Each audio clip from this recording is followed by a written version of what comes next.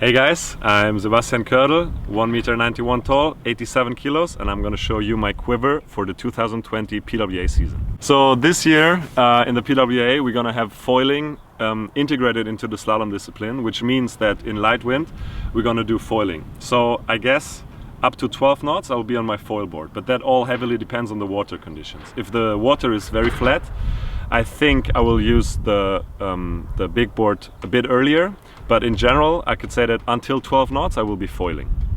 After 12 knots, I think around 12 to 15 knots, 12 to 17 knots on the wind meter, I will be on the 85 board. It's this one here, and I'm gonna use it with 45 fin. And yeah, as I said, it depends on the water condition. It might be a little bit lower, so from 10 knots maybe in super flat water this board can be faster than the foil at the moment, what I think, but we'll see how the season turns out. Then we come to the next board, which is the 72 iSonic. I mean, not much to say about this board. It's a famous medium-sized slalom board from Starboard, which is famous for years already. This one I will use with a 37 fin, and the wind range is from 17 knots to 22, 25. It really depends on how heavy the waves are or how heavy the chop is. But in general you can say 17 to 25 with the 7.0 or a 7.8 sail. Sometimes the 8.6, but in general, for me personally, I don't like the big sail on this board, but this year it got a bit more volume compared to last year, so it might be good on the race course with the 8.6 as well, but that we'll see in the season.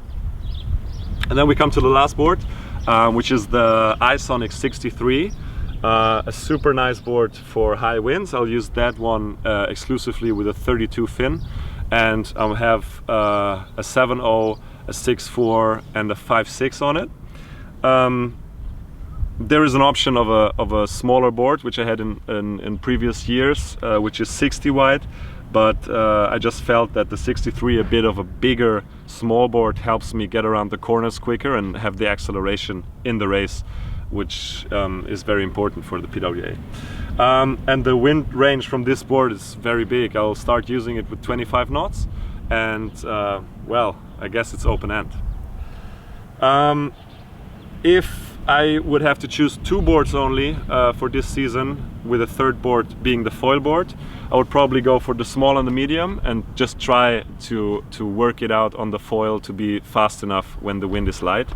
So my choice would be the small board and the medium board, just because those two boards have a huge wind range, especially when you use the 8.6 on the medium.